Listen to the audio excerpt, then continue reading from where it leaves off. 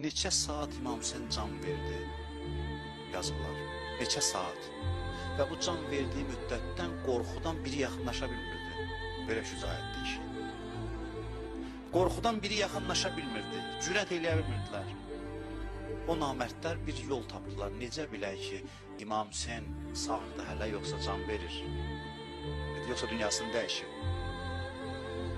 Üç hansı yola el atdılar. Dedilər ki, qeyrətli kişidir, qadınlara hücum eləyək gəl.